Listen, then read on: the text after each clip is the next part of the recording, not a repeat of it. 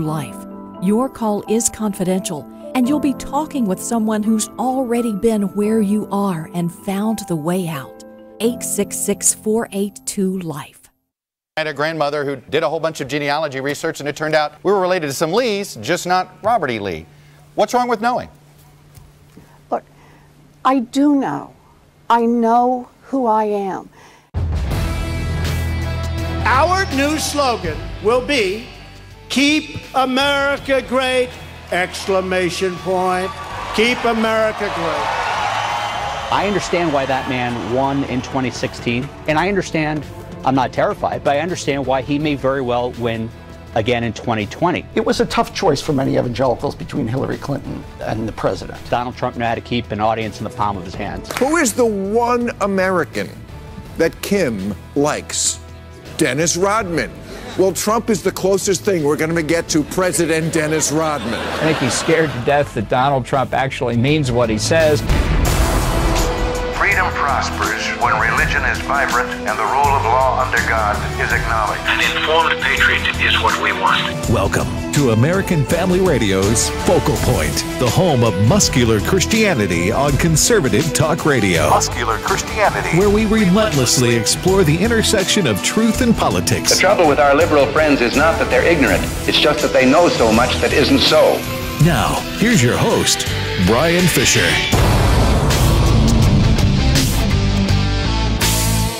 Hi, and welcome to a brand new week of broadcasting on American Family Radio. Brian Fisher is my name, congenial, convivial, amiable, and effervescent. As always. The name of the program is Focal Point, the home of muscular Christianity on conservative talk radio, and you are listening to the American Family Radio Network. I just have to mention, you're all those things even on the weekend. Yeah, Jeff was over Saturday, and was I effervescent on Saturday? Yeah, very much so. Yeah. Well, whatever that means. I was effervescent in part because I got my 1965 Pontiac Le Mans started. Yep. It'd been sitting in the garage. Jeff helped me get it started. Been sitting in the garage since, I don't know, November. Hadn't started it.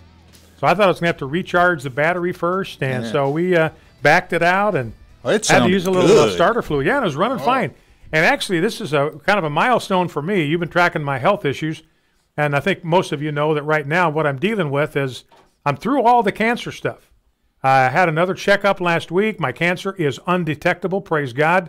No trace of it anywhere. So the signs are still good. Amen. Not completely out of the woods. You know, you got to go for like 5 years or whatever. But very good news about where my cancer is at. But the problem I'm dealing with now is, as you may remember, I took radiation therapy as part of the follow-up treatment because the cancer had metastasized outside the gland. So we went after the little bit that was left with radiation, did some damage to the nerves in my legs. They've been very weak. I mean, almost powerless since then. But it's an amazing thing.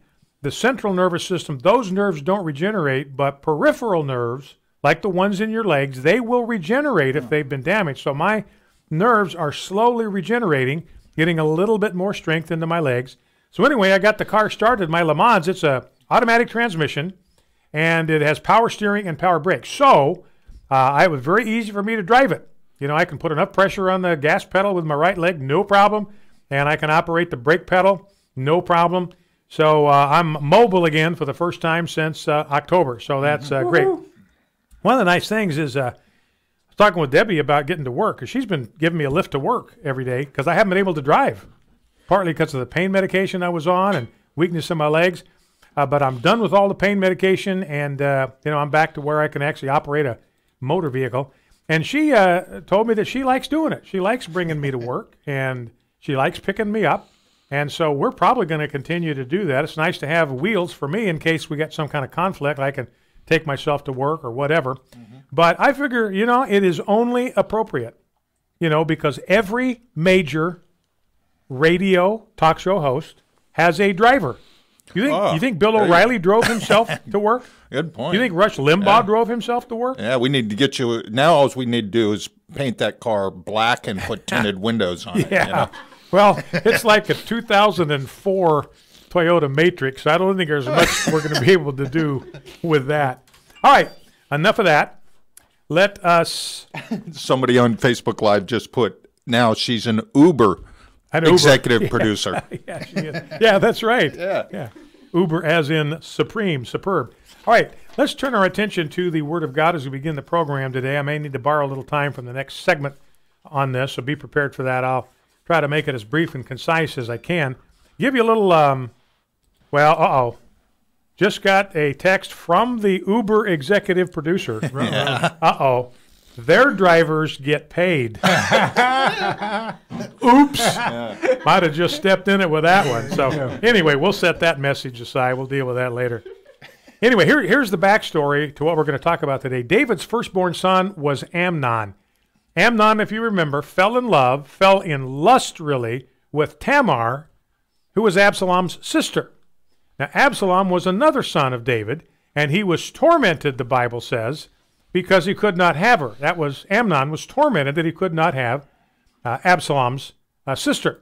So he got some advice from some scuzzball named Jonadab, and Jonadab said, look, pretend to be ill, ask for Tamar to come and feed you, have everybody else leave, you can overpower her, give up the pretense of being sick, you can overpower her and rape her, and that is what he did. And then after he had raped her, he was consumed with a hatred for her that was as strong and intense as his lust. And he threw her out, rejected her completely, and we're told in the scripture that she lived the rest of her life as a desolate woman. In other words, this rape just completely wrecked her life. Now, when David heard about this, he became angry, very angry, and the word for anger here means to be hot, to burn. So he got hot, he got intensely angry, he got furious, he was volcanically angry with Amnon, because he had raped David's own daughter. But he did not do anything. Remember, we've talked about this. This was the character flaw that David had. He could not confront or discipline his own children. The Septuagint here adds an explanatory phrase that he would not punish his son because he loved him, because he was his firstborn. So he was cutting his favorite son, cutting him some slack that he wasn't cutting other people. So he's playing favorites with his own children. So this was his fatal character flaw. Now Absalom told Tamar, look, I'm going to take care of this. And 2 years later, he did. He had his servants murder Amnon in cold blood. This was vigilante justice. He was driven to it because David did not fulfill his God-given responsibility to execute justice. Remember, that's the number one job of government, is to execute justice. David was the government. It was his responsibility to execute justice, and the ancient criminal code of Israel was very clear about the punishment for rape. He had a rape in his own household. He did nothing about it. So if he dealt with this, if he dealt with Amnon himself, but by not doing it, he gave Satan the opportunity to work on Absalom's heart and stir in him, nurture the hatred that he had for Amnon.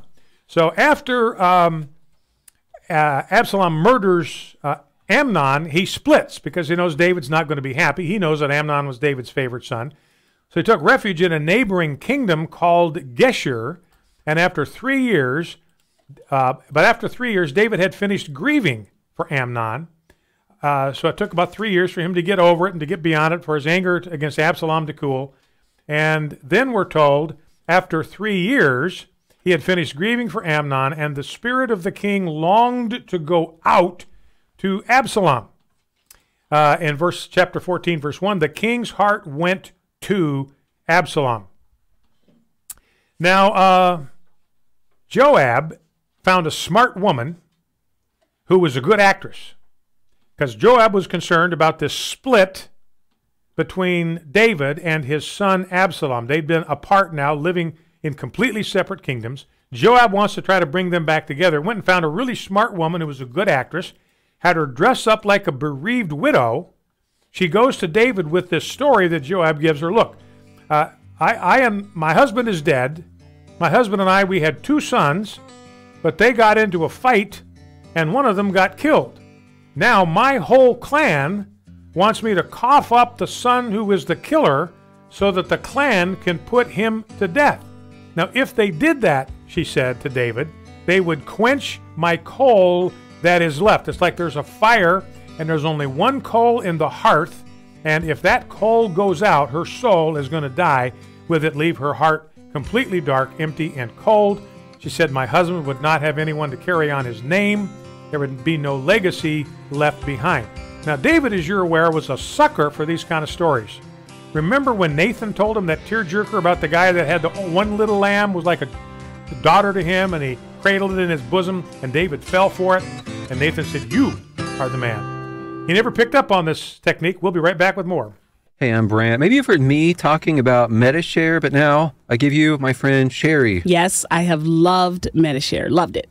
Is that all you have to say? Because this will be a really short No, I really do love it. I've saved hundreds a month. And overall, I just think it's a better choice of a healthcare program for me. I'm really happy with it. And honestly, normally, I don't even like talking about this stuff. Nobody does. But MetaShare is different. MetaShare members share each other's healthcare bills. We pray for each other. It's a not-for-profit, so we all save money. True. Tell them about the thing. What thing? The online thing. Oh, yeah, I used that the other night. MetaShare members can now access a doctor online 24/7. You can get a prescription for the flu or something just that fast. So MetaShare can save you hundreds a month. You get to be part of the community. You get a huge network of doctors and providers to choose from. It's all pretty awesome. It's all pretty awesome. It's all pretty awesome. The final verdict from Jerry. So call 855-SALM-23. That's 855-PSALM-23. 855-SALM-23. For as were the days of Noah, so will be the coming of the Son of Man. My name is Abraham Hamilton III, and this is the Hamilton Corner. Nimis Quinn Melanson Golden is the newest star to hit the Canadian drag queen scene. He's an 8-year-old boy. After taking voguing classes, he showed up at the Work the World drag tour when it stopped in Montreal. Nimis says he started wearing girl stuff at 3 years old, and he started dressing in drag at 7. And who is it that does his makeup, you ask? His mother. Of course, the sexual deviancy crowd hail this as forward-thinking, progressive. But make no mistake, this is child abuse. Visit the Hamilton Corner on the podcast page at afr.net for more from Abraham Hamilton III, public policy analyst for the American Family Association. This is Focal Point with Brian Fisher on American Family Radio. Hi, and welcome back to Focal Point on American Family Radio Talk Network. By the way, we are collecting listener stories for our Share-a-thon coming up in April 17 through 19. And we'd like you, if American Family Radio has made a difference in your life in some way, maybe we have motivated you to become more involved in the culture war. Maybe you have a story about how American Family Radio or Focal Point in particular has impacted you in an extraordinary way. We would love to hear your story. We'll record it, so it's just you and a tape machine. If you mess up, you can call us back and record it again.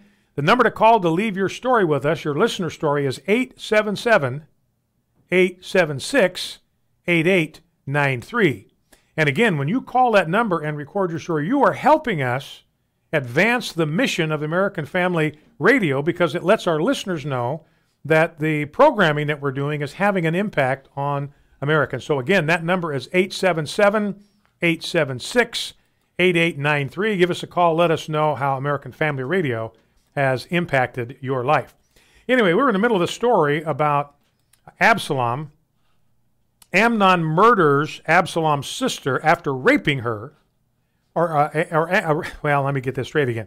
Absalom murders Amnon because Amnon raped Absalom's sister, and then Absalom murders Amnon for raping his sister. I think I got all that straight. Anyway, so Absalom has to flee for safety. Joab, who's David's commander, gets concerned about this split and this distance, so he sends an actress to pretend to be a grieving widow and say, look, I only have 2 sons. One of them murdered the other. My whole clan wants me to cough up the surviving son so they can murder him. It'll leave me with nothing. I'll have no heir. My husband's name will perish from the earth. And David says, I'm never going to let that happen. I'm never going to let the avenger of blood touch you. The oldest male, which was the oldest male relative, would be the one responsible to administer justice, says he will be forbidden to touch even a hair on the head of your son. And then this actress springs the trap and says to David, you are the man. You are convicting yourself in making this decision because you will not reconcile with your banished son. You will not bring him home. Shame on you. And she says, look, King David, we must all die We are like water spilled on the ground, which cannot be gathered up again. And then she adds, God devises means so that the banished one will not remain an outcast. And David's suspicious. He says, did Joab put you up to this? She says, man, you are sharp. Nothing gets past you. Yeah, Joab set this whole thing up. So anyway, David calls Joab and then says, look, I want you to go. I want you to find Absalom, and I want you to bring him back. But, David says, I'm not ready to kiss and make up yet. I want him to live in his own house. I don't want to see him. I don't want to hear him. I don't want to talk to him. So after this goes on for 2 years, Absalom living in his own house, he finally gets fed up, and he sends for Joab to come to him. Joab doesn't. Absalom asks him again. Joab doesn't come again. So Absalom burns his field to the ground. And that gets Joab's attention. He shows up, what are you doing? And Absalom says, look, I am tired of living in no man's land here. I want you to bring me to the king, and if he wants to kill me, he can kill me, but at least this intolerable situation will be resolved. So Joab agrees to do it, and David and Absalom reconcile. Now, it was a bit of a shallow reconciliation, as we will see in our next study. Yeah, if you want to read along with us, this is a gripping part of David's story. Go to pray.afa.net, pray.afa.net. Find a passage for every day and a prayer that's based on the very words of that passage of Scripture. Now, just in finishing my remarks, I know that there are some people who are listening to me right now who may be estranged from somebody that you care about, somebody you love, somebody you miss your relationship with them, you wish you could be reconciled. Well, maybe this story could be the thing that will prompt you to do something about it. Remember, the woman reminded David that our lives are like water. Once it's all spilled on the ground, it can't be gathered up again. So if we are going to reconcile with people from whom we're estranged, we'd better do it soon. If you wait and you wait and you wait, you may wait so long that the chance for reconciliation may never come. All the water will be spilled on the ground. So maybe today's the day that you decide you're going to do what you can about that strained relationship. It may or may not work, what you do. Paul tells us this, so far as it depends upon you, be at peace with all men. So they might not reject, they may reject your overtures, they may not respond, but if you do it, you will always have the satisfaction of knowing that you did your part, you did what God had directed you to do, and your overtures just might be received and you might regain and reestablish a cherished relationship. I say it's worth a try. Well, let's go to prayer. Sovereign Lord, we thank you that as the woman in this story says, you are a God who does not take away life. We thank you that in Christ you have devised a way so that we, who have been banished from your presence by our sin, may not remain estranged from you. We thank you that you have completely reconciled us to you. We bow before you in honor and worship. I pray for myself, for my family, for the listening audience of Focal Point, every member of their families, their communities, their mayors, their states, their governors, our nation, every man, woman, and child in this land, and our president, President Trump. And I pray that we all will act in every situation with integrity and courage and righteousness. May we have the strength to confront sin, even when it involves someone close to us. We see here in David's story that our weakness in the face of sin can create a vacuum that generates temptations for others. I pray for any of us who are estranged from someone we love and care about. I pray that you would cause our spirit to long for reconciliation, as David longed to go to Absalom. If we bear some responsibility for the estrangement, Lord, I pray that you will show that to us. We choose to take responsibility for our part and to seek to make things right. I also pray that you will protect us from reconciliations that are shallow and ultimately meaningless.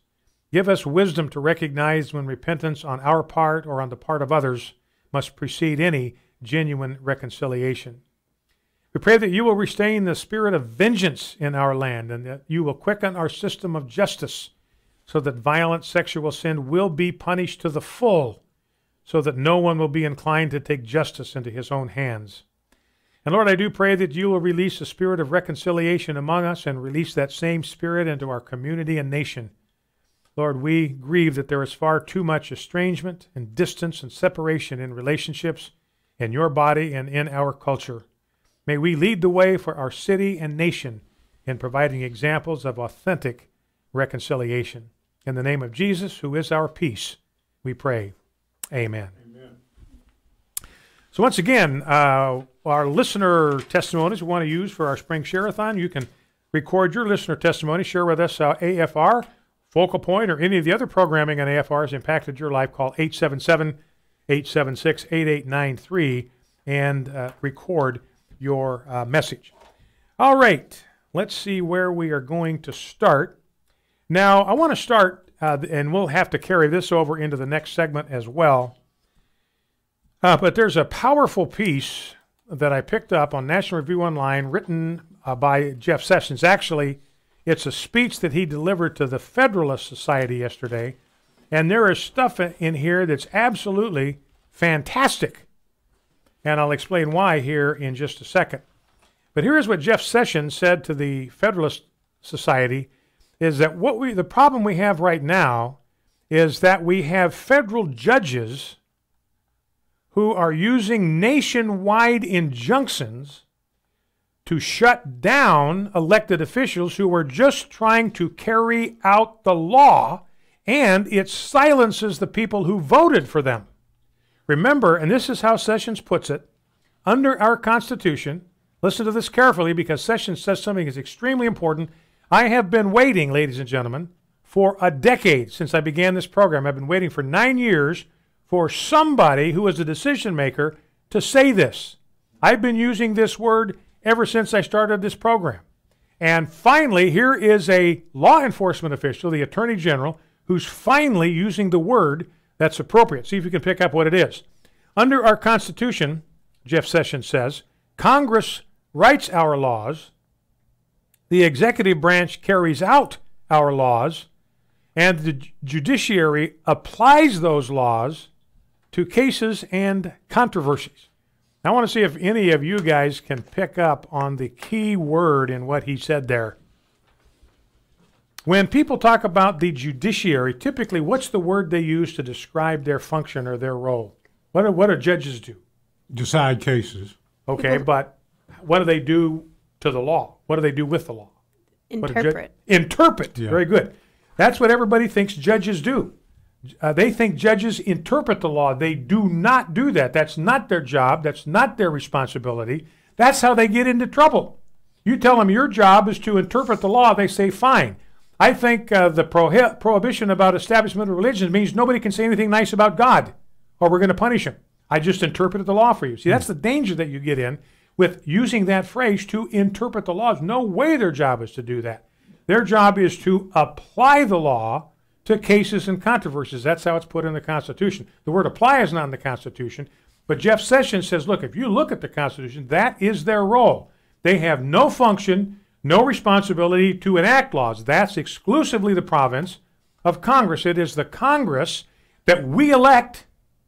The people, our representatives, the House of Representatives filled with people that we put there, Senate filled with people that we put there, the President, we put him in office. So these are the people that make our laws. Congress passes them. The President signs them. That's how laws are made. That's how laws are enacted. Then the job of the executive branch, the President and the people that work for him, is to enact those laws. It's to execute those laws. It's to put them into play. It's to implement them and to punish people who misbehave. The job of the judiciary is purely and simply, if there happens to be a controversy that involves the Constitution or federal law, their job is to apply the Constitution and apply the laws that Congress has passed to those controversies. It is not to interpret the law, come up with some fancy way of reading the law or twisting it or distorting it or making something it clearly does not say in order to get the outcome that they want. So this is profound. I mean, this is the first time I know somebody's probably said it before and I just missed it. But I've been saying this for a decade, that the job of the judiciary is not to interpret the law, but to apply the law. So that means when you come to the First Amendment, for instance, it says that Congress shall make no law. Who does the First Amendment apply to? It applies to Congress. So in other words, if a case or controversy comes before the United States Supreme Court and it does not involve Congress, then the First Amendment is irrelevant. The state constitution might be irrelevant, but if the judges apply the law, the First Amendment wouldn't have anything to do with settling that case. Back in 2. This is Dr. Richard Land, president of Southern Evangelical Seminary, and welcome to Bring Every Thought Captive. Quote, I hereby tender my resignation effective immediately. I hope this will end the unnecessary distraction and deterrent in the core mission of the foundation, which is to help kids acquire musical instruments and have an opportunity to participate in music programs as students, end quote. Thus reads Governor Mike Huckabee's resignation letter from being a director of the Country Music Foundation Association. Huckabee resigned after complaints from homosexual activists who objected to a traditional Christian like Huckabee from being on the board because of his views on marriage and human sexuality. Governor Huckabee went on to say, quote, the message here is hate wins, end quote. Bullies succeeded in making it untenable to have someone like me involved, he said. How sad. Anyone who knows Mike, as I do, knows how important music is to him and how important it was to him when he was a child. He championed music education in the Arkansas public schools when he was the governor of that state. This is nothing less than rank prejudice and intolerance from the GLBT thought police, and it will continue to seek to marginalize Christians of traditional faith in our society, every aspect of our society, until it is confronted and denounced for the mean-spirited, bully boy bigotry it is. Governor Huckabee would have been a great director for the Country Music Foundation Association. It is beyond sad that he felt the need to resign because of the blind prejudice of the gay, lesbian, bisexual, transgender community. This is Richard Land.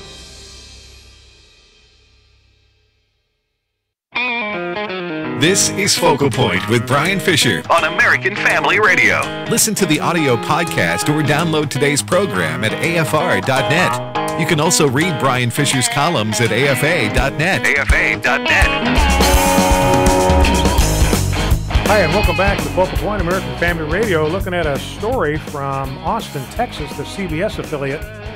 Authorities there say a package that exploded inside of an Austin home on Monday, killing a teenager and wounding a woman, is believed to be linked to a deadly package sent to another home in Austin earlier this month. Austin Police Chief said that investigators believe the attacks are linked because in each case the package bombs were left on the victim's front doorsteps and not delivered by a mail service. He said the U.S. Postal Service doesn't have a record of delivering a package to the Austin home where the explosion occurred on Monday. So maybe it's a time for everybody to be careful. You got something on your front door, and we get a lot of packages. Everybody gets packages on the front door from Amazon or whatever. You might make sure that it's from Amazon, or it's delivered by the U.S. Postal Service. And if it's not, you might want to check with the Postal Service, see if they have a record of anything being delivered to your address. It'll probably cut down on package thieves in Austin for a while, too. Yeah, that's right. They'd be careful about picking something up that might blow up in their hands. All right, so a little word of caution there, out there. Now let's go back to Jeff Sessions here because this thing is so important. He's the first individual, public official who is in law enforcement that I have seen that has used the proper word here, that the judiciary applies the laws that Congress passes. And who passes those laws? People that are the leaders that are elected by us. So when these federal judges overstep their bounds, notice what they are doing. They are silencing the people who voted. They're silencing us. They're silencing our voice. When they override the plain meaning of the Constitution, they're overriding the founders. And if they override the plain meaning of a law, they're overriding us. They're disrespecting us. And what we've got is an out-of-control situation right now where federal judges are increasingly issuing nationwide injunctions. So they get a case in front of them, and they'll issue an injunction about that law that they apply to the entire country. There are 600 judges, federal judges, in the American legal system. So where we're at right now, because of our obsequious capitulation to the judiciary, and I mean obsequious in the sense of shameful, embarrassing timidity on our part, because we have cravenly capitulated to an out-of-control judiciary, we're in a situation right now where there are 600 judges, each of whom, all by himself, can completely shut down the federal government and can prevent a duly enacted law from being implemented and being enforced. And as Jeff Sessions says, this is not how our system was designed to work. You know, so again, these injunctions block the government from carrying out a law, not just in one district or pertaining to one person, but anywhere in America. Now, in the next two paragraphs, this is very, very important for you to get. This is milestone stuff, ladies and gentlemen, and understanding the Constitution. This is stuff that I've been saying for years. Haven't got anybody who's echoed the same concepts, but here it is, Jeff Sessions.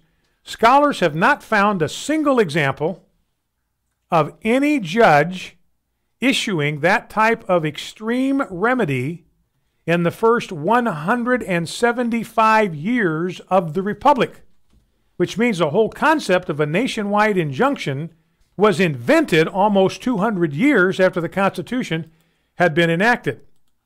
Now, President Trump, he's been in office a little over 1 year. He's been hit with 22 of these puppies.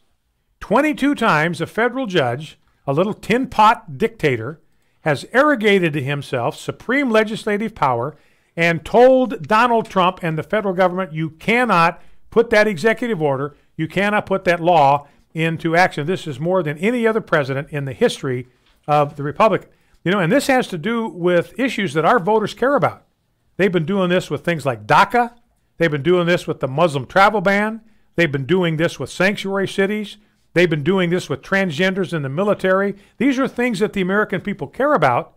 Our elected officials have issued rulings or laws in these issues, and the courts are keeping them from being put into play. And so Sessions says, look, shutting down our elected officials from carrying out our laws effectively silences the people who voted for them.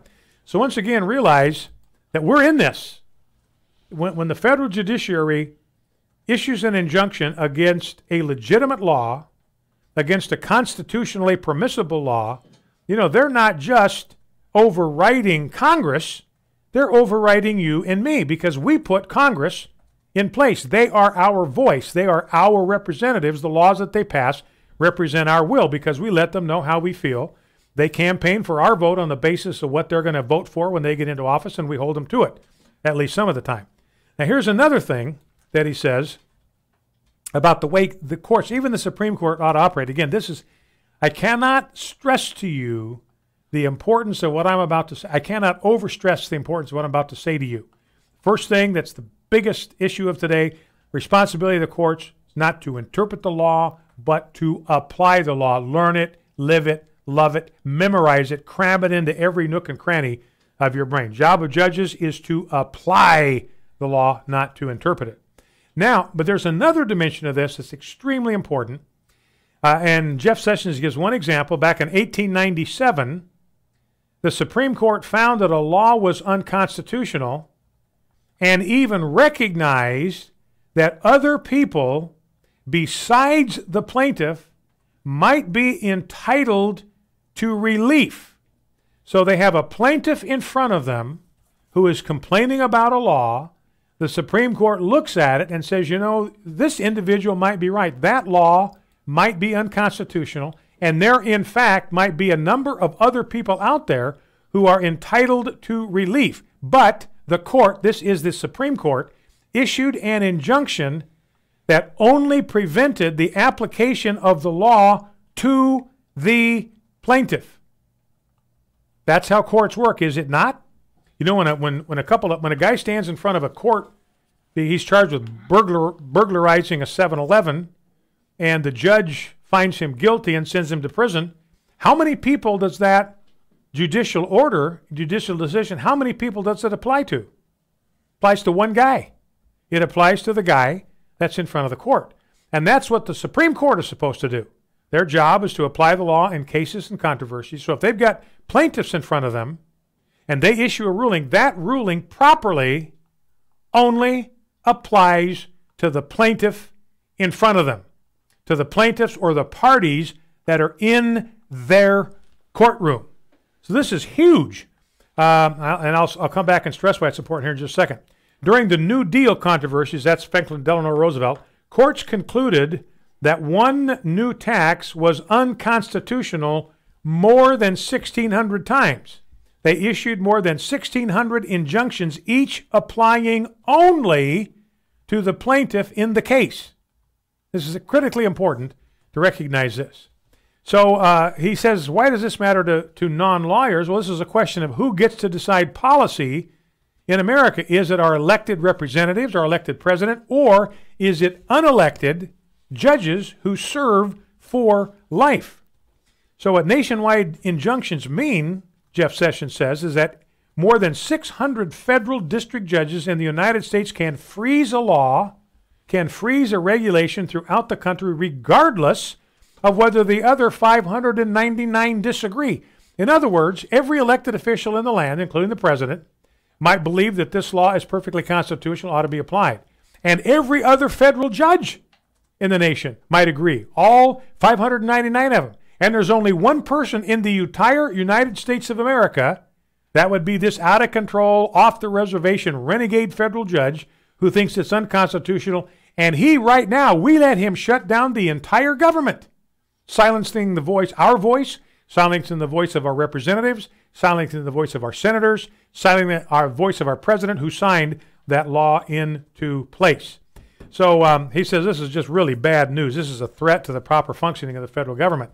He says another disadvantage of these nationwide injunctions is it encourages forum shopping.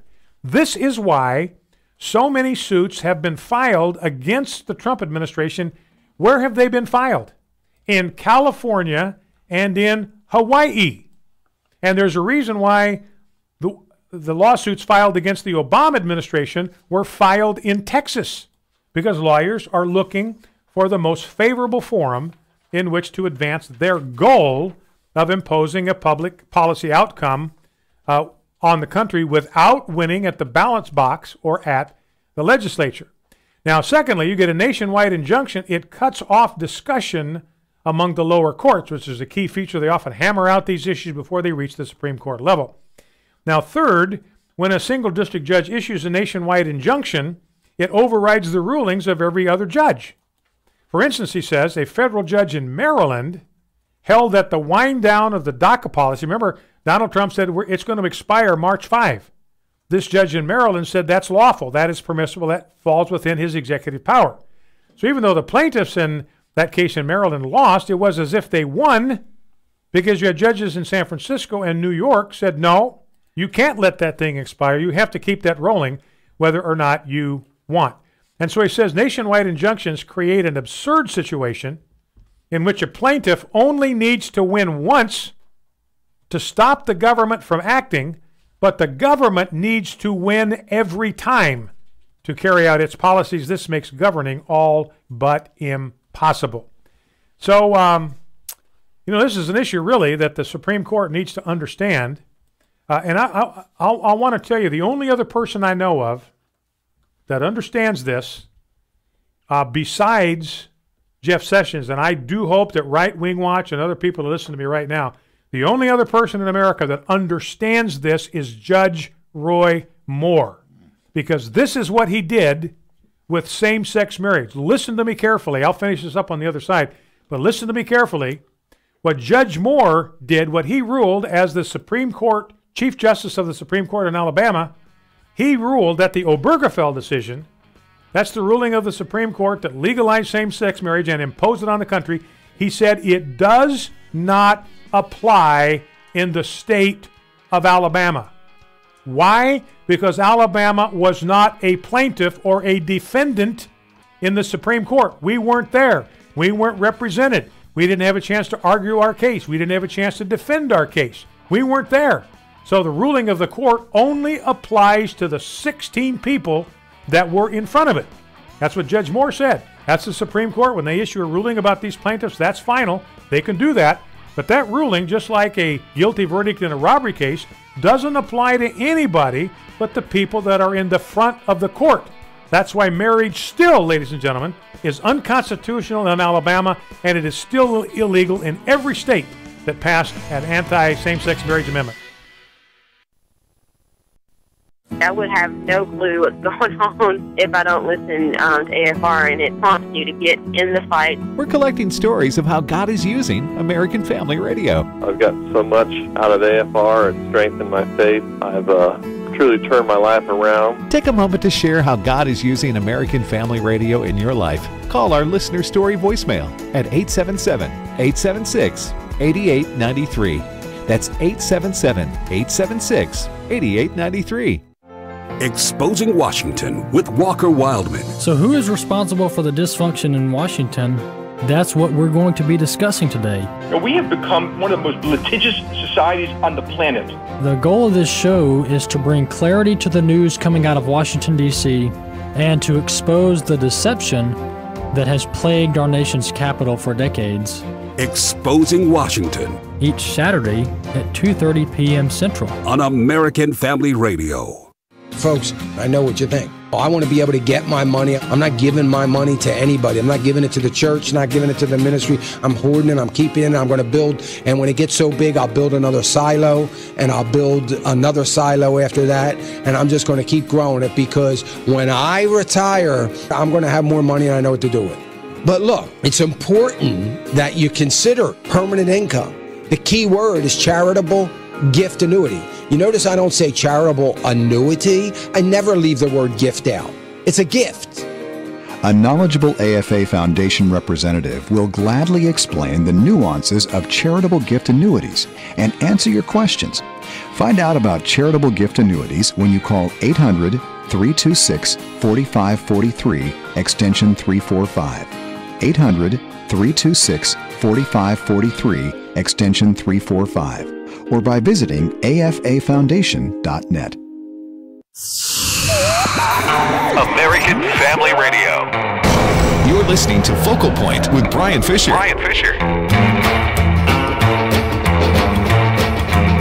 Welcome back, ladies and gentlemen, to Focal Point on American Family Radio. Number to call if you'd like to jump in on our conversation. You know, we'd love to talk about reconciliation. If you've got a story about being reconciled after a long estrangement, love to hear it.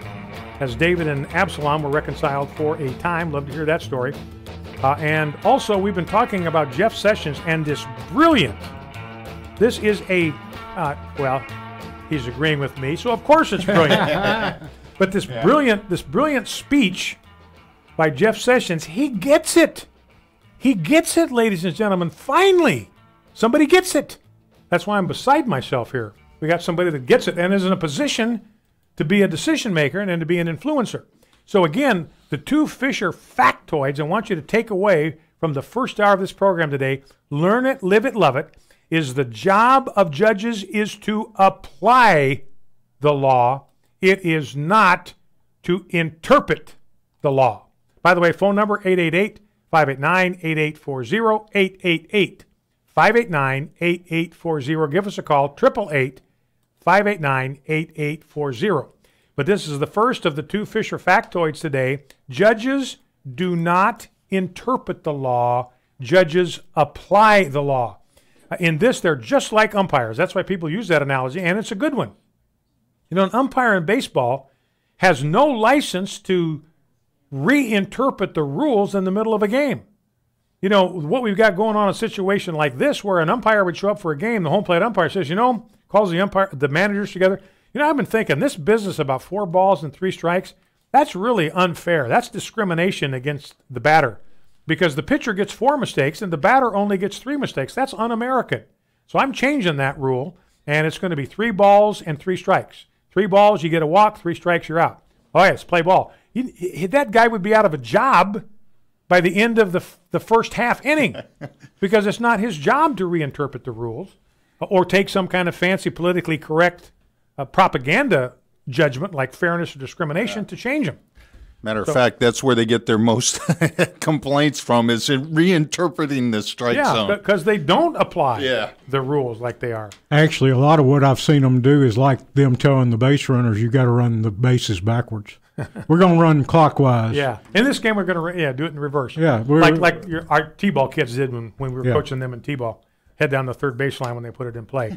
So anyway, so the first thing to remember is judges apply the law. They do not, I repeat, under no circumstances do they interpret the law. Ixnay on the interpretation stuff. They don't do that. That's not their job. Their job is to apply the plain meaning of the Constitution and the plain meaning of the law. And secondly, and this is the second Fisher factoid, Supreme Court rulings apply only to the plaintiffs in front of the court, period.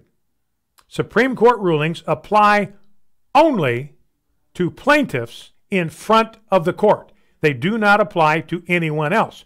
So, and Jeff Sessions gets it. Judge Roy Moore gets it. By the way, we should be able to schedule an interview with him here in the not-too-distant future. But Judge Roy Moore gets it. Jeff Sessions gets it, which means the Obergefell decision does not restrain, it doesn't apply to anybody but the 16 homosexual people that were in front of the court. The court says you can have your homosexual marriage licenses. Okay, we don't like it, we disagree with it, but it's the Supreme Court, so we're going to defer to them. But we only have to defer to them in the case of those 16 people. Anybody else wants to get a same-sex marriage license, they got to go to court and get a hearing before the Supreme Court, so the Supreme Court can issue them permission to get a same-sex marriage license. So those are the two things. Judges apply the law, they don't interpret it, and Supreme Court rulings apply only to the parties that are in front of it. Cannot overstress the importance of both of those provisions. Jeff Sessions, a brilliant, brilliant speech on the topic. All right, let's go to the phones. 888-589-8840. 888-589-8840. Let's begin with Gary, Jackson, Tennessee. Gary, welcome. What's on your mind? Talk to me. Hey, thank you, Brian. I appreciate your comments on this. I just wonder why the American people are not asking to impeach these judges. Well, you know, I believe a lot of American people think they should be impeached. I believe they should.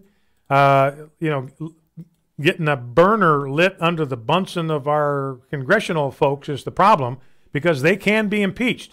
Because the Constitution, I'm glad you brought this up, Gary, the Constitution does not grant lifetime tenure to Supreme Court judges or to federal judges. They can stay in office during good behavior. That's the way the Constitution reads. As long as they behave themselves, they can continue to serve as judges. But if they misbehave, and in my mind, overriding the plain meaning of the Constitution and the law, that is misbehavior. That is bad judicial conduct. In fact, I did some research on this for a writing project I was working on, and a Supreme Court justice back in the early part of the 19th century was impeached for judicial activism. It has been done. He was impeached. The trial went to the Senate. It was a political affair. The Senate acquitted him just like they did for Bill Clinton. It was just a party line deal. But the important part here is that judges do not serve for life. They don't do it. That's a myth. It's not true. They serve during good behavior. And Gary's got a good question. Why don't we insist that these judges be impeached? They ought to be. That's the only way. That's the only way right now we can stop them. The only other way, and I've talked about this before too, the only other way we can stop these out-of-control judges is if a duly elected official who has constitutional authority, like the governor of a state, he's been elected by the people to apply, to uphold, to enforce the laws of the state and the Constitution of the state and the laws and the Constitution of the United States. And he gets a ruling from a court that is plainly illegal, plainly unconstitutional. He has the liberty, in my judgment, to ignore it, because it's not a valid opinion if it blatantly violates the law or the Constitution. We've got an abortion clinic in our state right now that is completely, utterly, and flatly illegal. It's been allowed to remain open because a federal judge says it has to be. But his ruling has no basis in fact or in law or in the Constitution. Our governor would have every legal right to send the state police down there and padlock that place, kick everybody out and lock the place up. He would simply be doing his job of enforcing a perfectly constitutional law. All right, let's go to Shane in Mayfield, Kentucky. I'll get down off my soapbox here. Shane, Mayfield, Kentucky, what's on your mind? Hi, Brian. Hey. Fantastic segment on judicial activism. Thank you. The previous caller addressed partly what I was asking about, and maybe you can provide more clarification. So my question is, as a nation, is an injunction a constitutional right for a judge? And if it isn't, what checks and balances do we have to prevent these injunctions from being honored?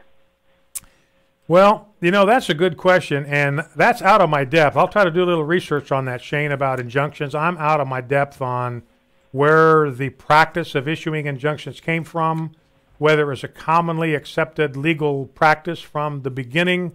I don't know, Jeff, if you'd have an opportunity to poke around on just see what you can find out about injunctions and when they started and whether they have constitutional authority. So I don't know the answer to that question, Shane. We'll try to get an answer for you. But again, the checks and balances, impeachment is the check and balance. Impeachment is it.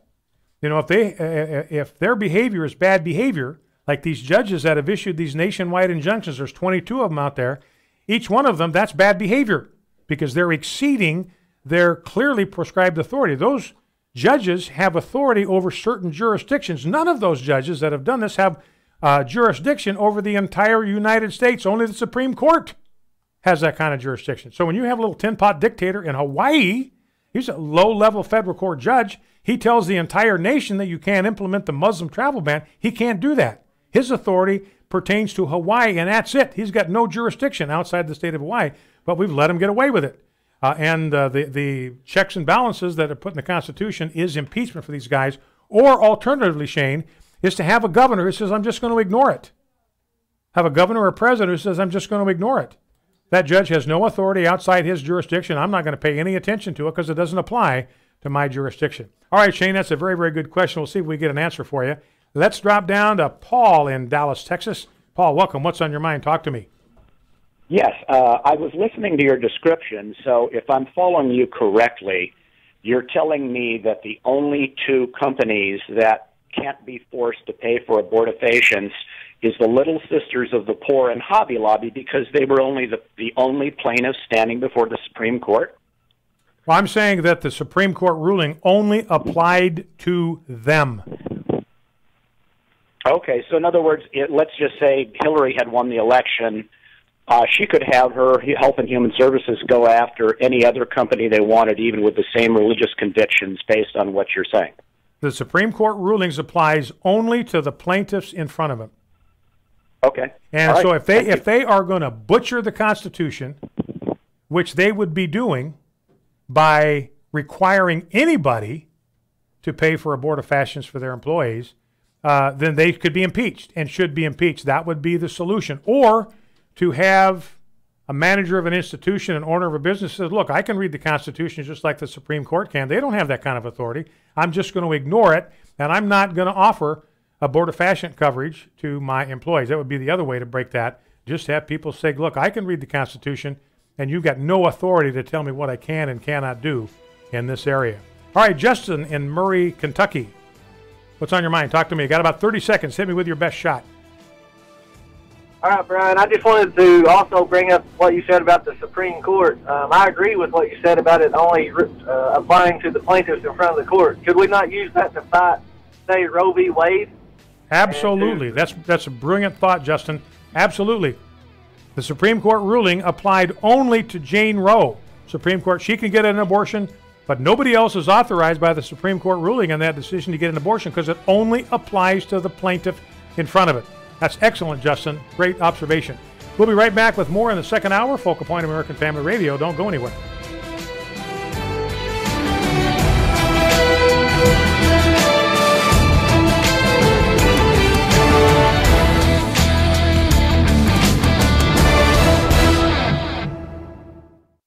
Faith, family, freedom. American Family Radio. The AFA Cultural Institute, a video library of resources dealing with the discussions of our day. Marriage and family, finances, evangelizing Muslims.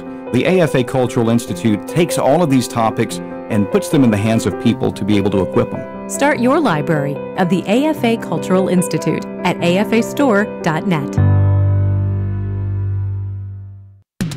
Faith, family, freedom. American Family Radio, a ministry of the American Family Association.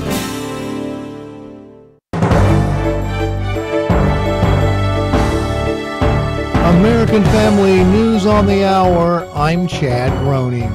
The leader of North Korea reportedly hopes to get a peace treaty out of planned talks with President Trump. Fox's Rachel Sutherland reports from Washington. A peace treaty would likely address the U.S. military's continued presence in South Korea, 60 years after the end of the Korean War. CIA Director Mike Pompeo told Fox News Sunday Kim Jong-un has to meet certain conditions for the meeting to even happen. He's got to stop the missile testing that he's been hard at for the last years. He's got to continue to allow us to perform our militarily necessary exercises on the peninsula. Bloomberg News, citing a South Korean newspaper, reports Kim Jong-un will raise the proposition of a peace deal during talks with the president. In Washington, Rachel Sutherland, Fox News. The Trump administration filed charges against the state of California last week, aimed at putting a stop to California's sanctuary laws, after calling out the state for not cooperating with immigration enforcement agents. California Governor Jerry Brown has vowed to fight the suit, calling claims from Attorney General Jeff Sessions outright lies. But House Majority Leader Kevin McCarthy of California spoke on Fox and Friends Monday and said that Governor Brown is wrong about residents in his state supporting sanctuary cities. We are a rule of law country. They are breaking down the rule of law by creating a sanctuary city. If that's the point, take that issue away. Why doesn't counties and others say, okay, we're not going to uphold the Clean Air Act or the endangered species and just move forward? You can't produce this as the way they're going. And for Governor Brown to say that, Trump is on the side of the Constitution and uphold it. We've had this case before. It's kind of like in Arizona when we had this battle before with President Obama. The Supreme Court pretty much held up. I think we'll win this case. Mayors from across California have vowed to resist and fight the suit. Oakland Mayor Libby Schaaf caused outrage within the Trump administration last month when she warned illegal aliens of an impending ICE raid, giving time for the individuals to flee before being arrested and possibly deported. 5 people are dead after a helicopter crash in New York City. Fox's Tanya J. Powers has the story. Witnesses say just before the helicopter crashed into the East River, it was flying noisily. Then it dropped into the water and quickly went under. It was a privately chartered flight booked for a photo shoot. The pilot made a mayday call before going down.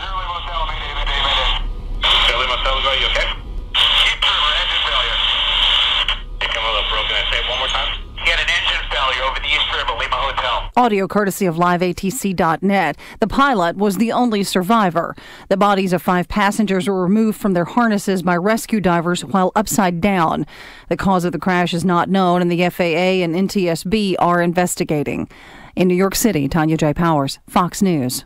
People continue to talk about President Trump's tariffs on steel and aluminum, saying they're going to create or restore jobs, and in some parts of the country they are. Still, AFN's Chris Woodward reports on the concerns.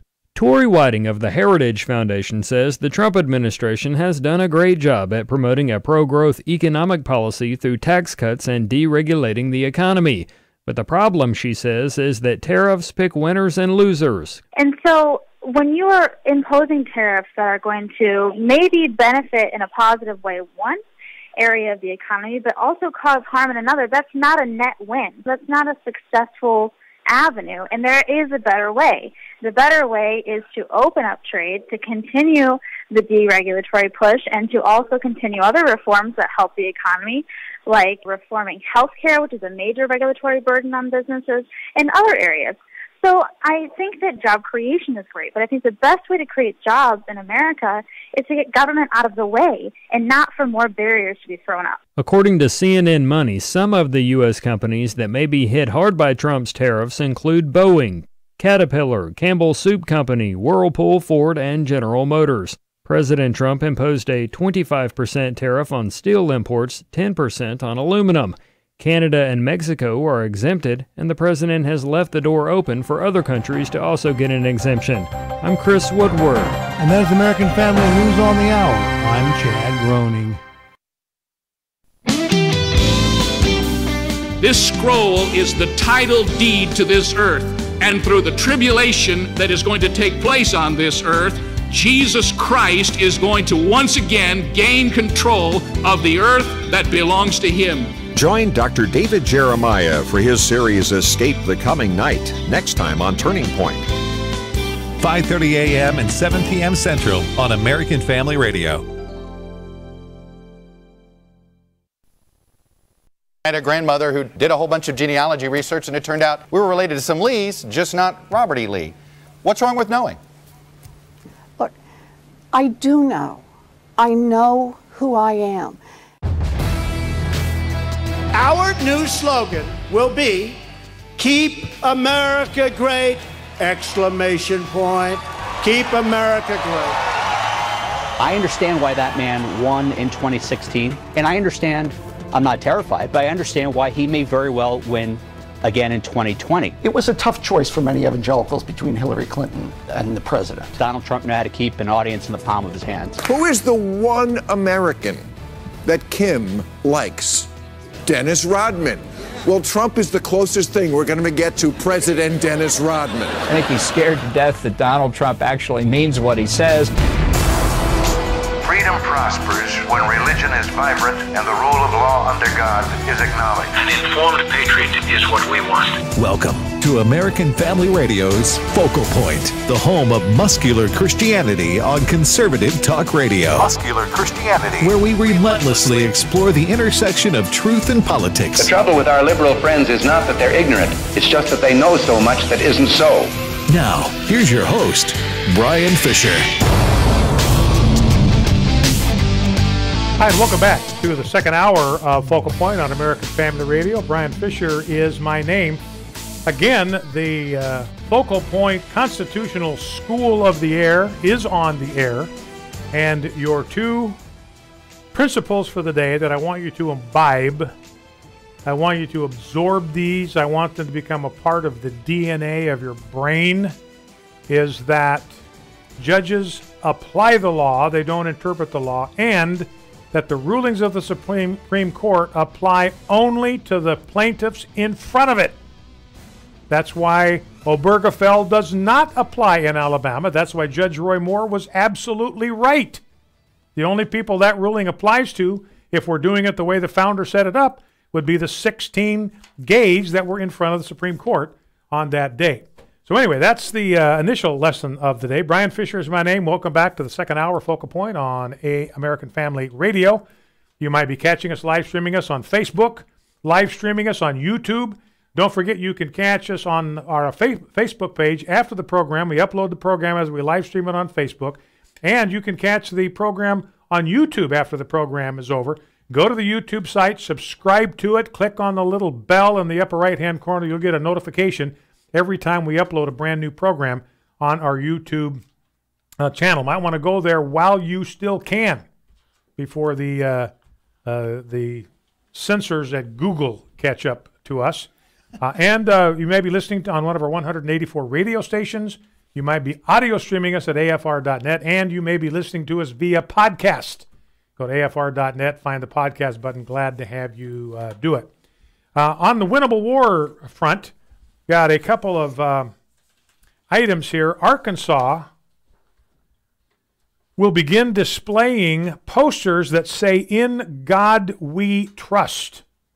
Some Arkansas public schools will begin displaying hundreds of posters proclaiming the national motto of "In God We Trust" over objections from First Amendment groups who say the state is using the artwork to promote Christianity.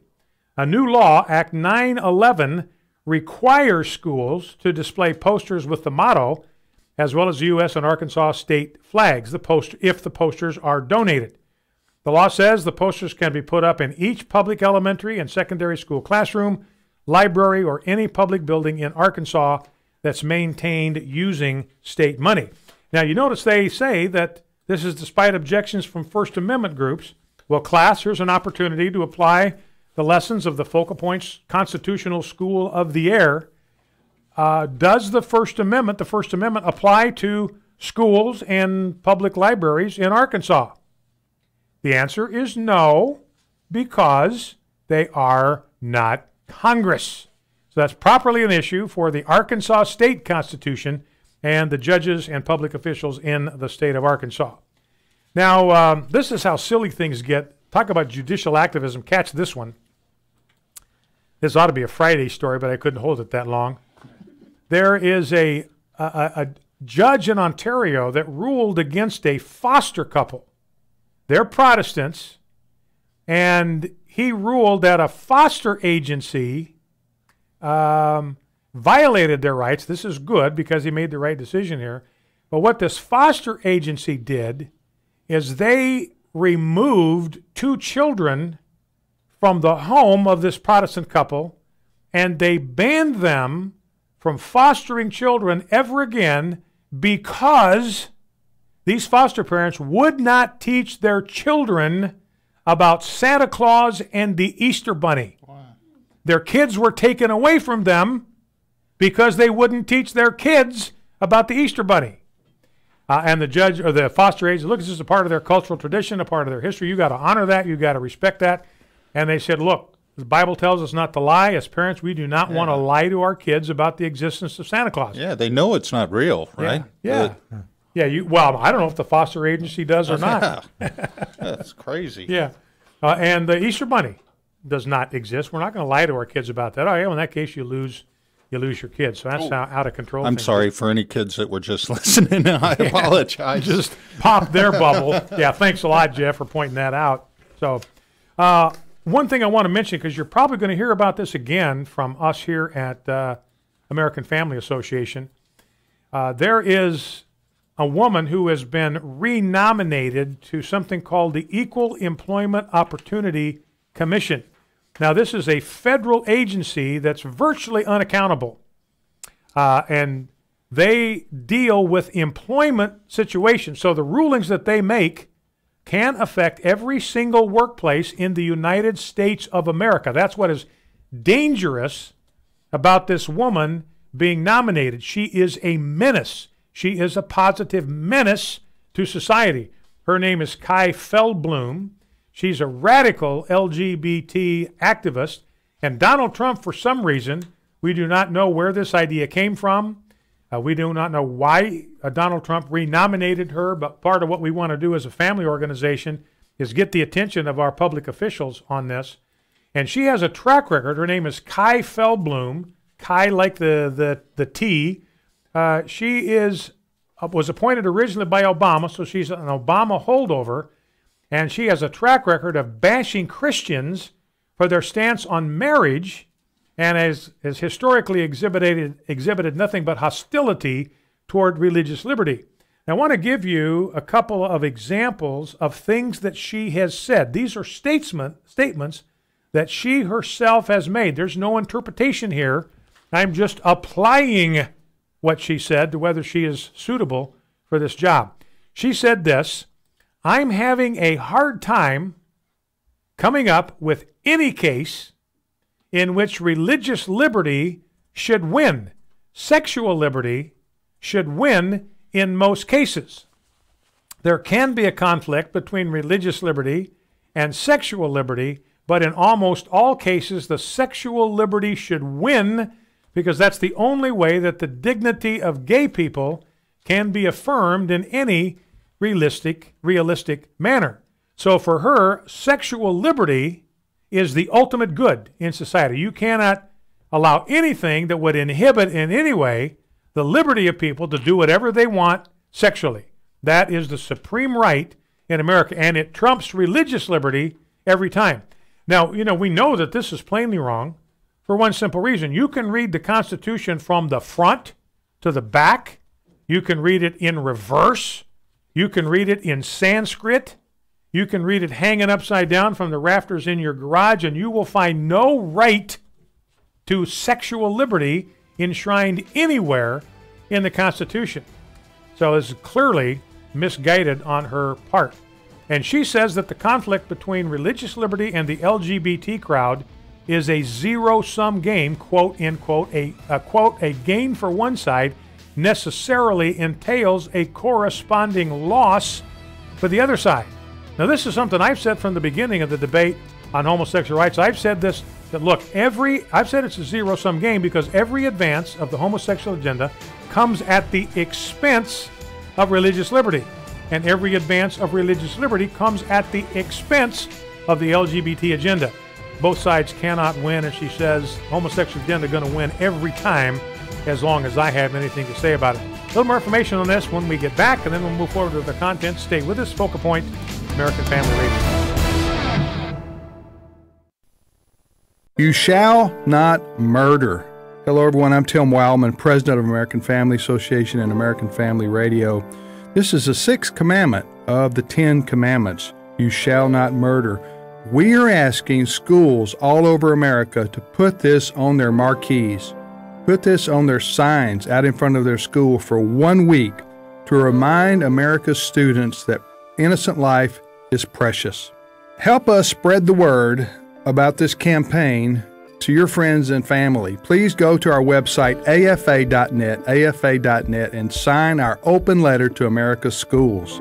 We need to proclaim this message, you shall not murder, across the land. Why? Because gun control alone will not solve matters of the heart. We need our young people to understand that murder is a violation of God's law, and also it's a violation of the laws all across this land. So help us. Go to afa.net and spread the word. Hey, my name's Brant. You ever make a change and then wonder, why didn't I do this a long time ago? That's what's happening for thousands of people with regard to their health care. They're joining Medishare, and then they're wondering, why didn't I already do this? For most members, it costs less than half what they were paying for their old health plan. There's a huge provider network, too. You can customize your plan, and this is awesome. Medishare members can go online with a doctor 24/7. So if you need a prescription for the flu or something, it's so convenient for you and your family. So yeah, this is one of those why did I wait on this things. And if you don't love your current health plan, you're not stuck with it. You can join Medishare anytime. By the way, to give you an idea, the typical savings for a family, about $500 a month. It just makes so much sense. Check it out. They're super easy to talk to. Call 855-PSALM-23. That's 855-PSALM-23. 855-PSALM-23. This is Focal Point with Brian Fisher on American Family Radio. Hi, and welcome back to Focal Point on American Family Radio. Rob Gardner, who keeps track of this kind of stuff, pointed out to me on the break that today is National Nap Day, and Rob apparently is determined to exercise his right to enjoy that holiday as we look at him over there. So anyway, and Jeff, there's one question. We asked you to do a little research on the injunction thing. Now, there's a lot more to it than this because this is all we know now. Neither of us are lawyers, but what did you find out about the history of injunctions? Yeah, basically was started in the 1880s, and it was to help discontinue or get over strikes. Railroad strikes and stuff? Yeah. Okay. Yeah.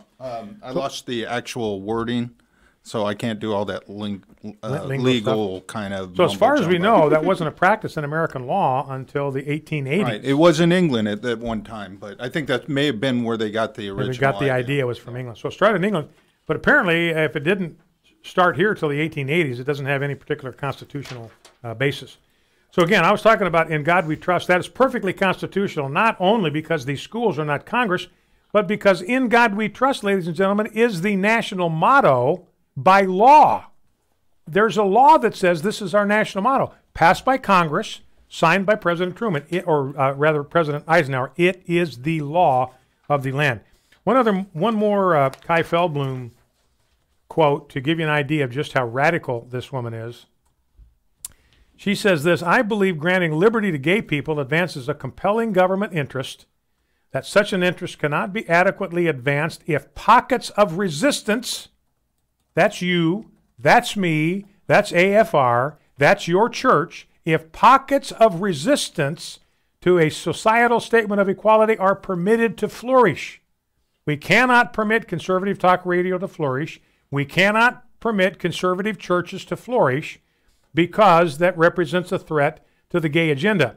Hence, that a law that permits no individual exceptions based on religious beliefs will be the least restrictive means of achieving the goal of liberty for gay people. So she says the least restrictive means of advancing liberty for gay people is to shut down no individual exceptions based on religious beliefs for any Christian organization, including a church. I mean, this woman, ladies and gentlemen, is an absolute positive menace to society. And I believe we are going to be, as an organization, we'll be issuing a call alert urging you to call your senators and complain about this and urge them to vote no on her nomination.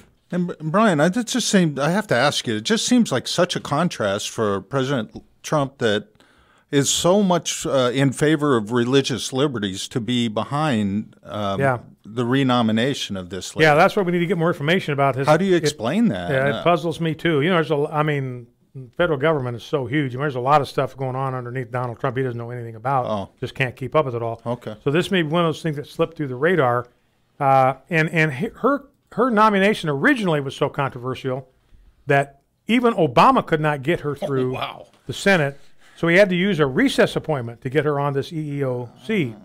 And only 2 senators voted to confirm her in 2013, Susan Collins and Lisa Murkowski, predictably. But this woman was nominated in the fall, I believe, and so her nomination has been sitting there hanging out there. So we'll see what happens on that, but that's a very important thing to watch. Report on Planned Parenthood, they actually received $1.5 billion in taxpayer funds in 3 years, 2013 to 2015. $1.5 billion with a B dollars. You might have seen this editorial by a writer at the Washington Post.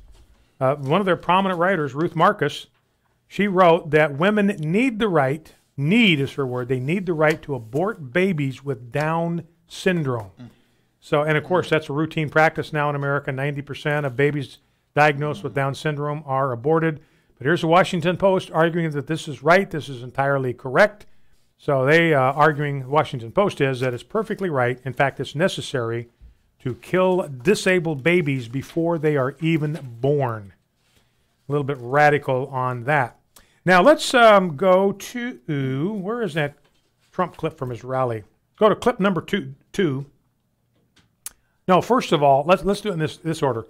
I have a Nancy Pelosi campaign clip for you. And what I want you to do is I want you to compare and contrast whatever you see or hear, whatever you hear about these two leaders and their campaign style and their effect on the audience and all that kind of stuff. Nancy Pelosi is currently the leader of the Democrat Party. I don't know who else it would be, maybe Chuck Schumer. But she's the leader. She's the one out there supposed to set the tone for the Democratic Party. Here she is delivering a stem winder of a speech, clip R1, a stem winder of a speech to enthusiastic Democrats in California. Listen to this and be inspired. So I hope you'd pay attention, because people say, oh, a better deal, that's not too romantic, I'm not inspired by it. I said, you know what? Be inspired by the unity of it, that our members came together, House and Senate, by the way, on it.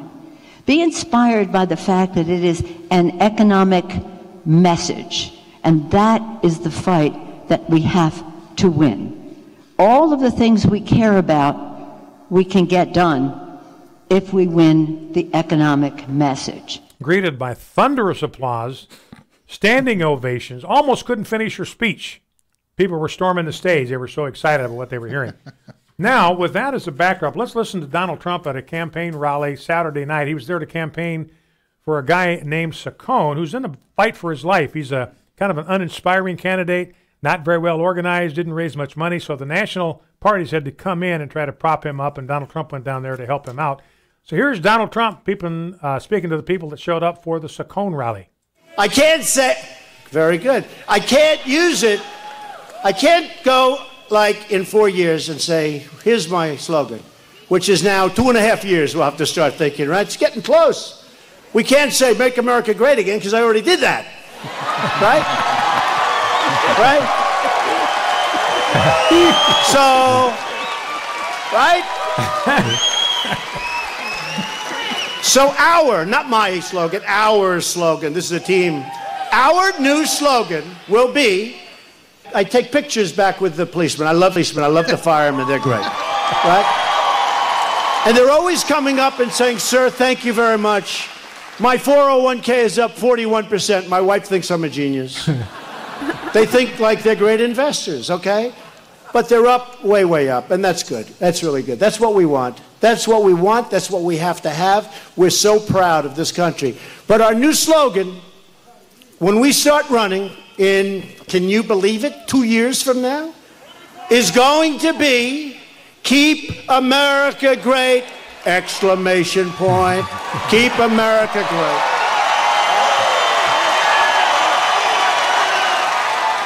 I don't know. I'm having a hard time discerning the difference between the enthusiasm for Pelosi's speech and Trump's speech. I don't know. I didn't detect much of a difference in enthusiasm. Was it my interpretation wrong, or did Nancy Pelosi take credit for the tax? Well, she's not plan? taking credit for it, but she's saying our message is going to be about stimulating the economy, which is basically tax hikes. Right. The proposal they're working on would hike people's taxes, and she thinks that somehow is a winning message. You know, and to think that the Democrats are going to be able to do something to steal the economic thunder from Donald Trump between now and November, that's just lunacy. Yeah, basically the whole Democratic message and campaign platform has been since President Trump got elected is to hate Trump. Yeah. That's pretty much all they had to offer so and see, far. the only thing they can do economically, since he cut taxes, the only thing they can do economically is raise them, which is, how you going to that's going to be popular. How do you run on that? Yeah, I don't know. All right, let's go to clip number 3. This is Philippe Reigns. He was a big somebody during the Obama administration, and he was aware of what happened down in Philadelphia, and here's what he had. He is an Obama boy, and here's what he had to say about Trump's rally in Pennsylvania. First is, boy, does Donald Trump know how to keep an audience in the palm of his hands. It actually is remarkable to watch. Second, I understand why that man won in 2016, and I understand, I'm not terrified, but I understand why he may very well win again in 2020. All right, so Philippe Reigns, so look, I can see why that guy won in 2016. Not hard to pick up. I can picture it. I can see why. Probably going to win again in 2020. He sees the way he lights up a crowd, and there's no Democrat that can do that right now, light up a crowd. There just isn't one. I mean, I don't even think Obama can light up a crowd the way Donald Trump lights up a crowd. How'd you put it? Stem winder of his speech? Stem winder of his speech. I got to tell you, ever since I've been working with you for like 9 years, I've never been able to shut down the dictionary page from my computer. You use words I've never heard of. Yeah. I have to look them up constantly. Yeah. All right. Well, we'll try to keep stem winder. What does that mean? Well, I don't even know. You mean you wind your watch? I don't know. Stem winder. Everybody gets so revved up. I guess they have to wind their watches or something. I don't know. I have no idea. In fact, you may want to look that up. All right. And tell me what that metaphor means that I've been using all these many years. Kelly has it. Kelly has it. What do you got, Kelly? Well, Google has it listed as an entertaining and rousing speech, or a watch wound by turning a knob at the end of a stem. Okay. You were right in both instances. Yeah, but how would a speech be a stem winder? I don't know how wound I got up, there. ready to go, maybe. I don't know. Anyway, that was Kelly, our intern, making a contribution. I always to the think program. of stem winders being, I don't know whether to listen to this speech or wind my watch. Now, stem winder means they get. It's a real boring speech. Stem winder look at means, my watch it winds them up is what it means. They get wound up. Anyway, speaking of Democrats and some of the leaders they have, here's a little soundbite from Miss Hiawatha, 1693, Elizabeth Warren, who is said she is not going to run for the presidency in 2020. She's on with Chuck Todd, and what everybody wants her to do, even a local newspaper in her home state, where is she from? Is she Massachusetts? Oh, Liz Warren? A good question. I forgot where she's from. Oklahoma? No. Originally. Yeah. That's where her ancestors, her forefathers and mothers were. Anyway, she said she's not going to run in 2020. Everybody's been asking her to take a DNA test to prove that she has Native American ancestry. And she's on with Chuck Todd yesterday on Meet the Press, and Chuck Todd brings it up, and here's her response. It's a part of me. And nobody's going to take that part of me I away. understand Not that. ever. I had a great-grandmother who swore my family was related to Robert E. Lee. And then I had a grandmother who did a whole bunch of genealogy research, and it turned out we were related to some Lees, just not Robert E. Lee. What's wrong with knowing? Look, I do know. I know who I am. And Liz Warren, we know who you are. That's the problem that you've got right here. All right, we'll be back with more content. Focal Point on American Family Radio. Brian Fisher is my name.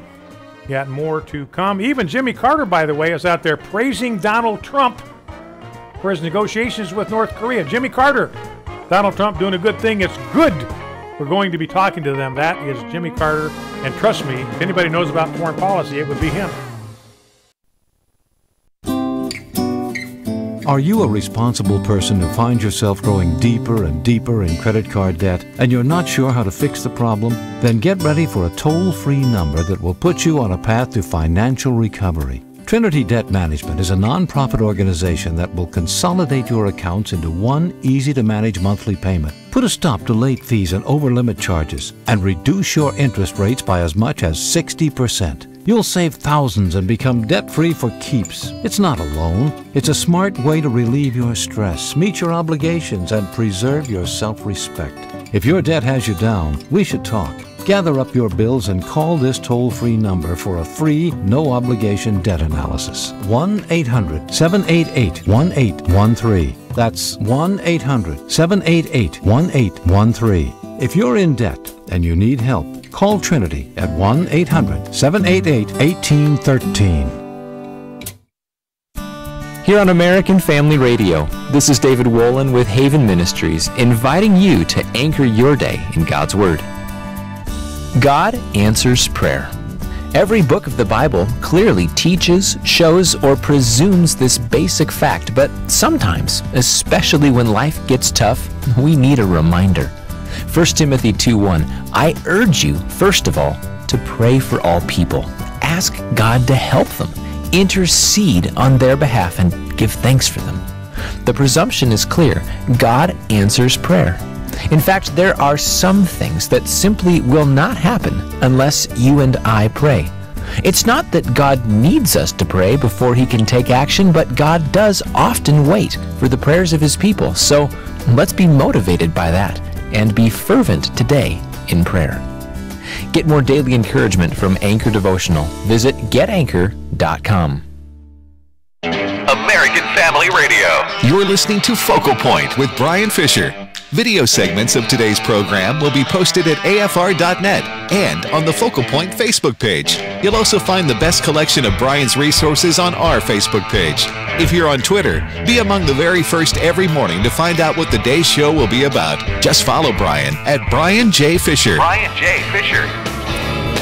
Welcome back to Focal Point on American Family Radio. Brian Fisher is my name. And by the way, we put prospective interns through a grueling, a grueling hazing and vetting process. You think Donald Trump's got a vetting system in place to weed out jihadists?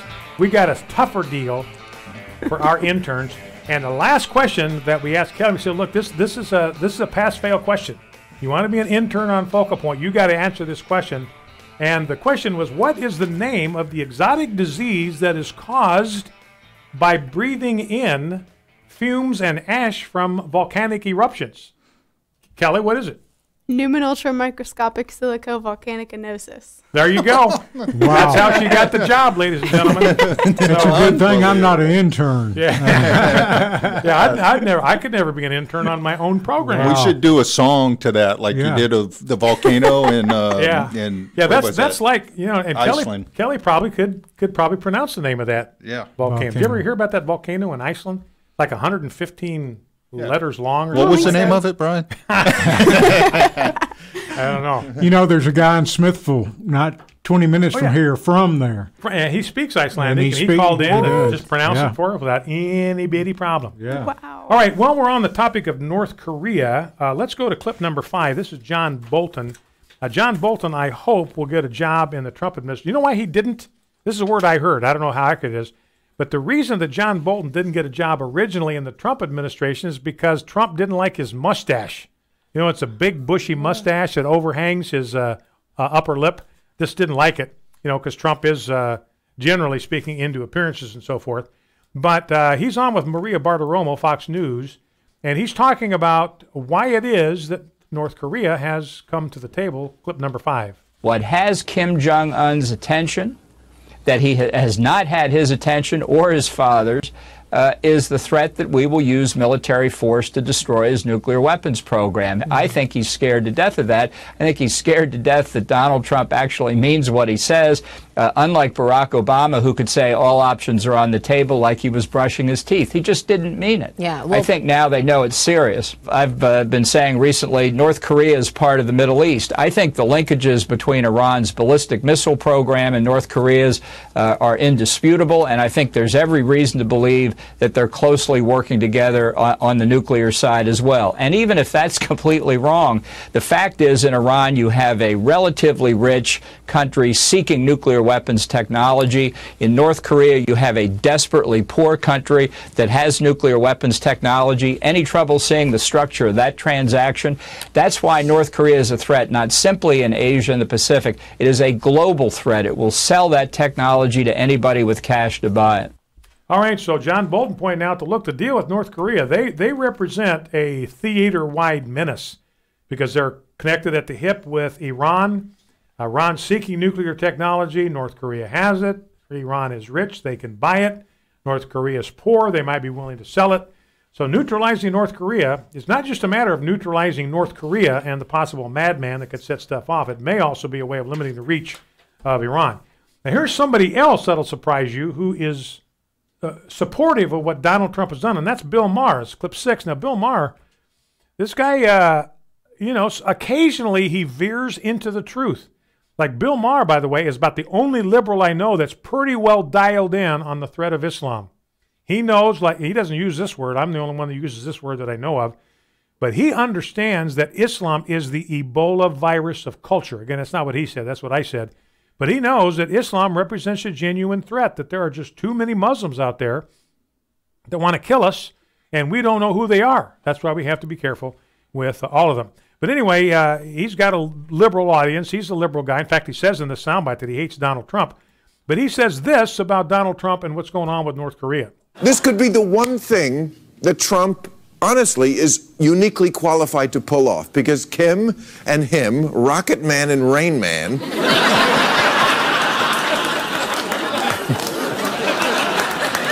are mirror images. In a weird way, they respect and like each other. Trump said he's a smart cookie. They have the same interests: flattery, celebrity, tyranny. They both have daddy issues and overeating issues and problematic family members and inexplicable hair.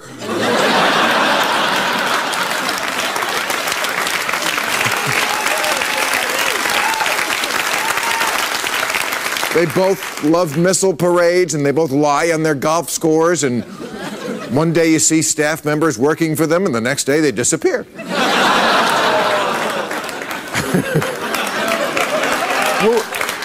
Who is the one American that Kim likes? Dennis Rodman. Well, Trump is the closest thing we're going to get to President Dennis Rodman. Another stupid argument I heard on TV last night. Well, we'll just be giving Kim the respect he and his family have always craved. So what? So what if it works? My old pot dealer used to hang out with me because I'm a celebrity. I still got free weed. And you know what? If you hate Trump so much, I do, this may not even be happening because of Donald Trump. It could be his tough talk.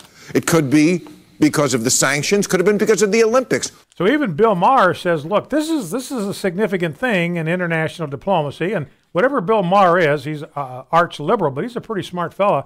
And he says, look, this is because Donald Trump has been firm. He's been tough. He's made threats. Kim Jong-un has taken those threats seriously. He knows he can't toy with President Trump, that he's unpredictable that way, and that's what's brought him to the negotiating table. So Bill Maher, even though he hates Donald Trump, he says, he may be the only guy that could have pulled this thing off. Now, Chris Christie, clip number 7, Chris Christie talking here about Donald Trump's leadership style, and how people just have to kind of figure out what it is. There comes a moment when he's made up his mind, and staff wants to continue to make arguments, and he didn't want to hear it. But he doesn't like that confrontation with staff, so he just says, okay, remember how he announced the FBI director?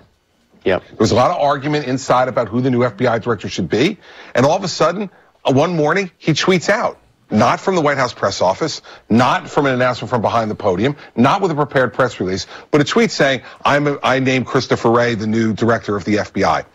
When the president finally decides he's made up his mind, and on the tariffs, no one should be surprised.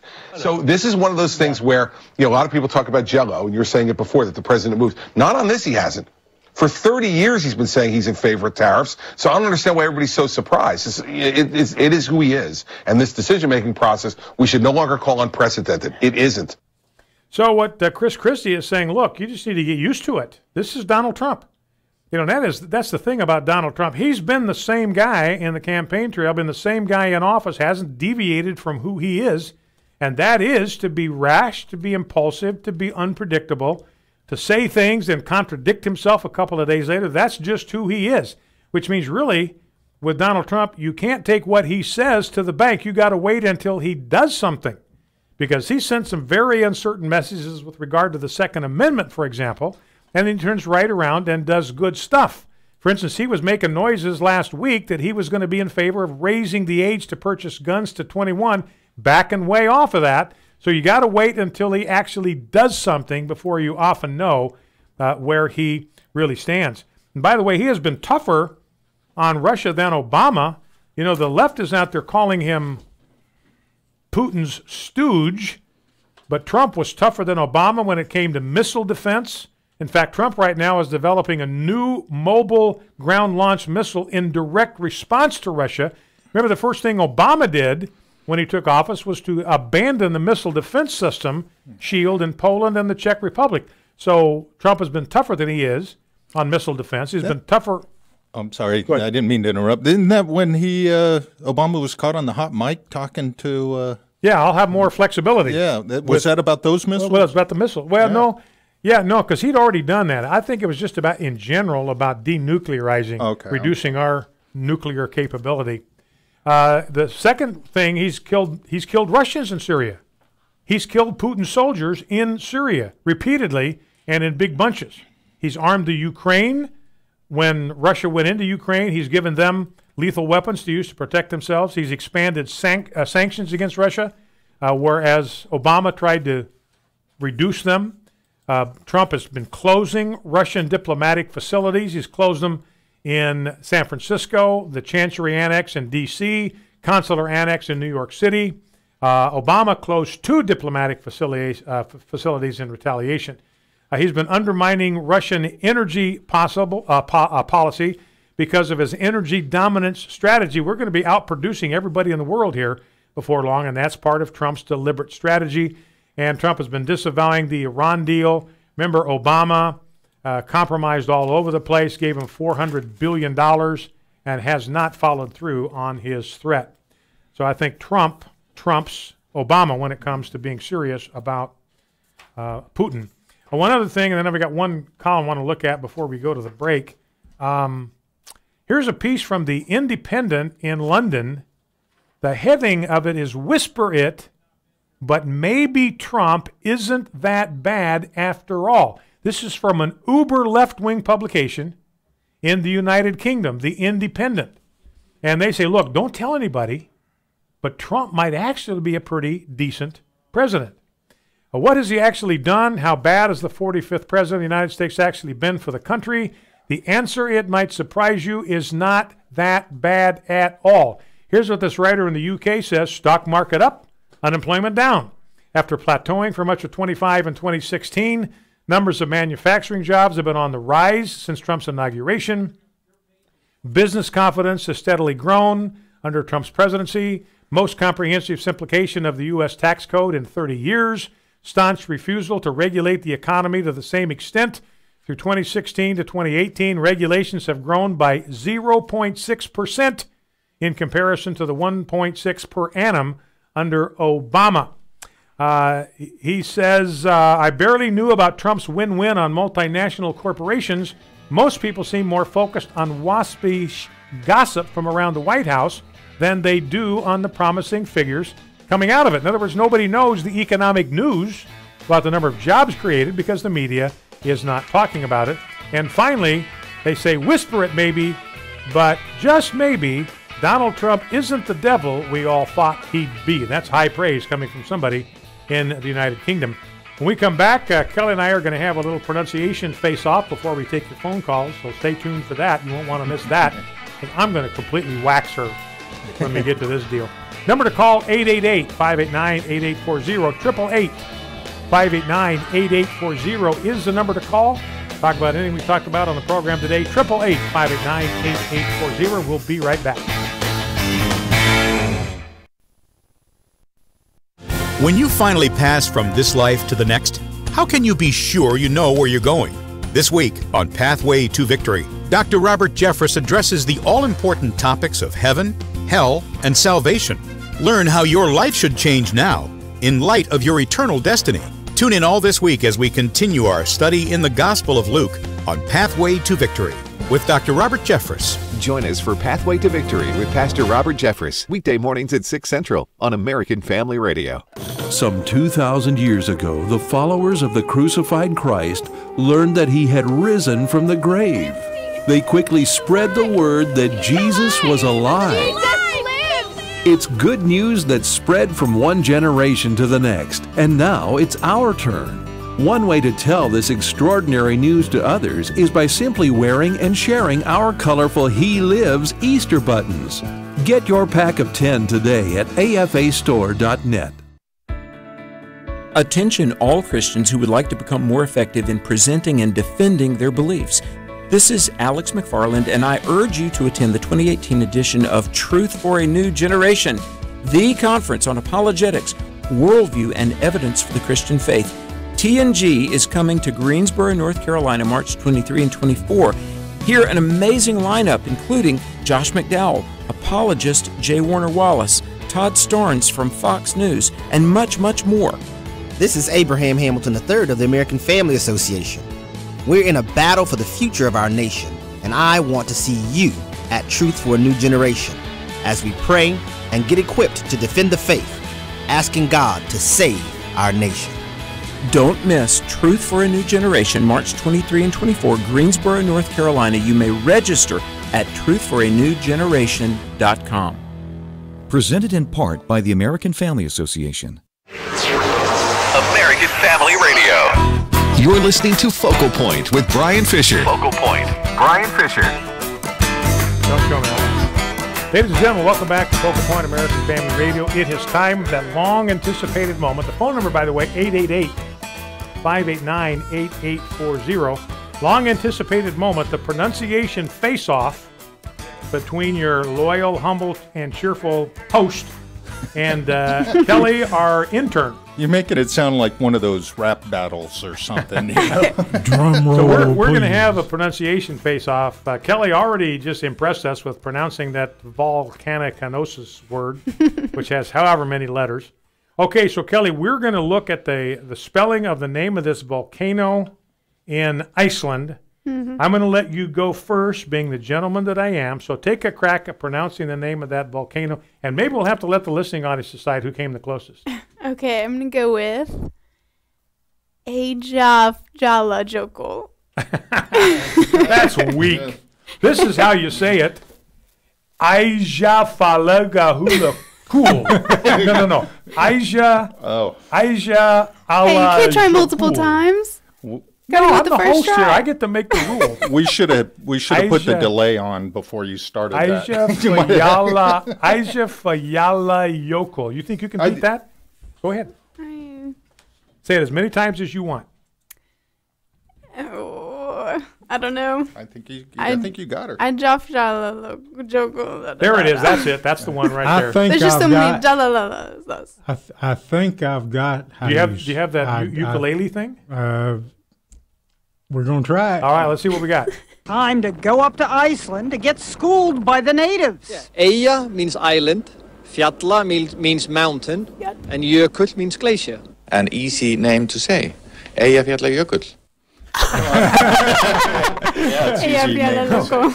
Looks like we both biffed on that one. Wow. Oh, I think you were way closer, though. I'll get What's back that? to you. I think you were way closer. Yeah, I've had more practice, and plus, I don't know how many times I've heard that. You actually have a song with that. We actually had a little ukulele song. Do we have that anywhere? I can't find that one. Yeah, I was hoping to find that one. Yeah, that's a really cute song. I went looking for that one day and had a hard time. I don't know if I ever was able to track it down.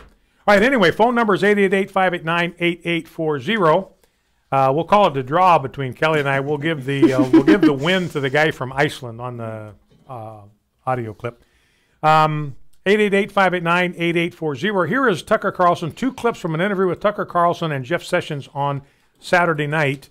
And he's talking with Jeff Sessions about cracking down on the mayor of Oakland. Remember, she's the one that did the 5050 to the entire illegal alien community in Oakland. The ICE is coming. Hide yourselves. They only arrested 232 people. 8,800 illegal alien felons probably escaped arrest because the mayor worked actively against ICE personnel. Let's play clip 8.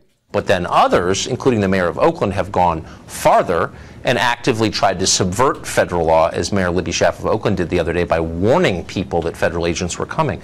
Does that constitute obstruction of justice, and should she be prosecuted for that? We're looking at that. Our fabulous ICE officers and Tom Holman are keeping us posted on what's really happening there. Those kind of things depend on the law and the facts, and we'll evaluate them at the Department of Justice. But yes, this is a radical ideology. It's contrary to the American law. The supreme law of the land is American immigration law, and it must be enforced, else we'll just have open borders, and that cannot be. So Jeff Sessions starting to make some moves here. You know, I had a conversation with some friends of mine last night, and a lot of unhappiness with Jeff Sessions. And it's been out there percolating for some time. Where is he? He needs to grow a spine. He needs to get tough, all that stuff. And I've been telling people, look, just wait, because Jeff Sessions is a bulldog. He is methodical. He doesn't move as fast as we'd like, but he, I believe, is going to get there. And so he's looking at prosecuting the mayor of Oakland. Clip number 9, this is Tucker talking with Jeff Sessions on FISA warrants. Well, we've never produced publicly the FISA warrants, but I have to tell you, Tucker, we've produced more documents, in this case more information to the Congress and to the public than I think any Attorney General's office in history has. We're going to go as far as we can go to make things public, and we're going to ensure. So you don't think we need a special prosecutor to look into this? Well, we're going to get to the bottom of it. It could be one day that a special prosecutor would be required, but we're going to look at this both with attorneys and within the Inspector General's office, and they will get to the bottom. So Jeff Sessions says we're going to get to the bottom of this one way or another, and I'll tell you something, ladies and gentlemen, I believe him. I'm willing to give him the benefit of the doubt on this deal. Let's go to Dennis, start the calls in Clinton, Iowa. Dennis in Clinton, Iowa, welcome. What's on your mind? Talk to me.